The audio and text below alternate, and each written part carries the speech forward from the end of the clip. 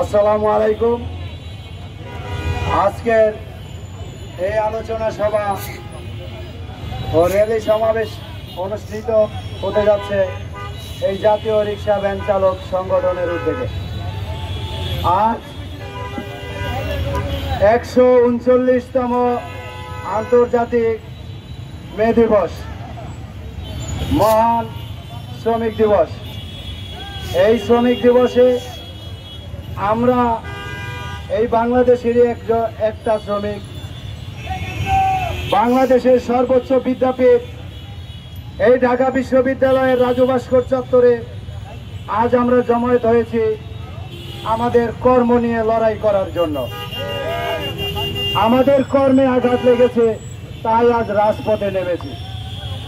বাংলার মানুষ ভুলে গিয়েছে এটা শ্রমিক বান্ধব দেশ, এটা কৃষক শ্রমিক দেশ। আর এই দেশে আমাদের কৃষক শ্রমিকের সংখ্যাই বেশি। যে যে পেশারি শ্রমিক আছেন তার প্রত্যেকেরই একটা বৈশিষ্ট্য রয়েছে। আমরা রিক্সা চালক এই রাজপথে দিন রাত, মেঘ বৃষ্টি, ঝড় বন্যা, সিডর আইরা, ঘূর্ণিঝড় তুফান সব কিছুতেই বিদ্যমান। আমরা কখনো ঘরে বসে থাকার লোক নয়। আমরা অতীতের সরকারও দেখেছি, বর্তমান সরকারও দেখেছি।